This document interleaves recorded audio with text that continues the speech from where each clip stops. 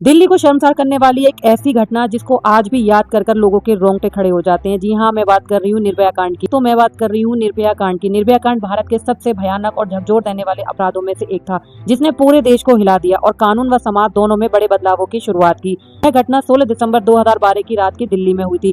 पीड़िता एक 23 वर्षीय पैरामेडिकल छात्र थी। मीडिया ने उसकी पहचान को छुपाने के लिए उसका नाम निर्भया रखा। अर्थ है निडर। निर्भया अपने एक दोस्त के साथ फिल्म देखकर घर लौट रही थी। वे दोनों एक प्राइवेट बस में सवार थे, जिसमें पहले से ही 6 लोग मौजूद थे। बस सवार आरोपियों ने दोनों के साथ मारपीट की और फिर निर्भया के साथ निर्ममता से सामूहिक बलात्कार किया। वह घटना इतनी भयावह थी कि लगता ही नहीं था ये किसी इंसान का काम है, ऐसा लगता था ये किसी जानवर का काम है। उसके प्राइवेट पार्ट में रॉड घुसाई गई, उसको बुरी तरह मारा गया, पीटा गया और फिर इन सब से भी उन लोगों का मन नहीं भरा तो बड़ी ठंड में बस से सड़क पर फेंक दिया गया। दोनों पूरी रात कड़कती ठंड में सड़क पर पड़े रहे और उसके दोस्त ने हर किसी से लिफ्ट मांगी। बहुत देर बाद पुलिस और राहगीरों की मदद से उन्हें अस्पताल पहुंचाया गया। इन्हें उनकी उसी वक्त मदद की होती तो शायद हालात सुधर सकते थे। निर्भया को गंभीर हालत में पहले दिल्ली के अस्पताल में भर्ती किया गया, लेकिन वहां उसकी हालत में कोई सुधार नहीं आया। फिर बेहतर इलाज के लिए सरकार की मदद से उन्हें सिंगापुर भेजा गया। इस घटना का सरकार पर बहुत बड़ा दबाव था। सरकार को आनन फानन में सब कुछ डिसीजन लेने पड़ा और उसके अच्छे इलाज के लिए उसे बाहर भेजना पड़ा।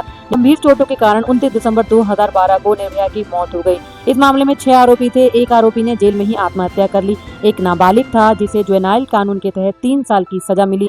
बाकी 4 अपराधियों को अदालत ने दोषी ठहराया। एक लंबी कानूनी प्रक्रिया के बाद 20 मार्च 2020 को चारों दोषियों को फांसी सजा दी गई। इस घटना के बाद पूरे देश में बड़े पैमाने पर लोग प्रदर्शन और विरोध करने लगे। लोगों ने महिलाओं की सुरक्षा और सख्त कानून की मांग की। इस घटना के बाद भारत सरकार ने कई महत्वपूर्ण कदमों को उठाया, जिसमें क्रिमिनल लॉ अमेंडमेंट एक्ट 2013 लागू किया गया और यौन अपराधों के लिए सजा और कड़ी कर दी गई। महिलाओं की सुरक्षा के लिए नए प्रावधान और हेल्पलाइन शुरू की गई। इस केस ने महिलाओं की सुरक्षा को लेकर जागरूकता बढ़ाई। यह समझ बनी कि ऐसे अपराधों के खिलाफ आवाज उठाना जरूरी है। मीडिया, सरकार और आम जनता सभी ने मिलकर बदलाव की मांग की। यह घटना केवल एक अपराध नहीं थी, बल्कि एक ऐसा मोड़ था जिसने भारत में कानून, समाज और सोच तीनों को प्रभावित किया। लेकिन आज भी नहीं लगता कि इन सारे कानून और उसमें हुए अमेंडमेंट का कोई फायदा हुआ है, क्योंकि आज भी हर घंटे एक औरत बलात्कार का शिकार होती है या फिर यौन हिंसा का शिकार हो रही होती है। महिलाओं को लेकर सरकार कितने भी कानून बना ले, लेकिन उसका कोई फायदा नहीं है।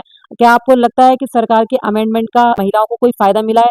अगर हुआ है तो कमेंट सेक्शन में बताइएगा।